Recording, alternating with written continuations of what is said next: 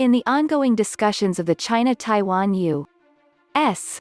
relationships, much has been written about what Washington and Beijing should or shouldn't do. So allow me to take a few words to discuss some policy options in Taiwan, with an eye on downside risks.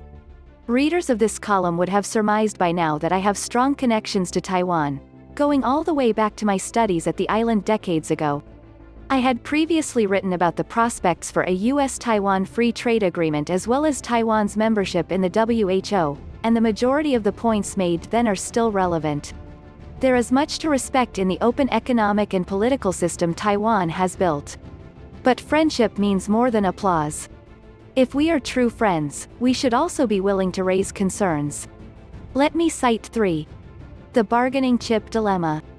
If Taiwan is perceived only as a bargaining chip in U.S.-China relations, this diminishes Taiwan and potentially puts it at risk. It means every action Taiwan takes is evaluated primarily on this spectrum, and every decision is zero-sum. This is an unhealthy place to be. Taiwan needs to find ways to warm to the U.S. without positioning these steps as a cooling toward China. Moral hazard. If Taiwan believes it has a blank check in security relations, this could reduce its policy and communications discipline. Indeed, Taiwan could feel incentivized to be provocative. There is a domestic political constituency in Taiwan that applauds these symbolic gestures. But these gestures can also stimulate a response from Beijing and could well work to Taiwan's detriment. The moment calls for calm, substantive policy formulation, and flamboyance should be avoided. Cost-free foreign policy. All policies have costs and benefits. Taiwan should be prepared to accept the costs of international connectivity as well as the benefits. It needs to continue to liberalize economically.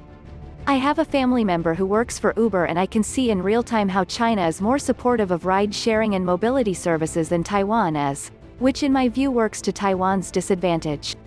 The bottom line, at a moment fraught with friction and finger-pointing, my core message to friends in Beijing and Washington would be to look for ways to send a signal and provide some stability to the bilateral relationship.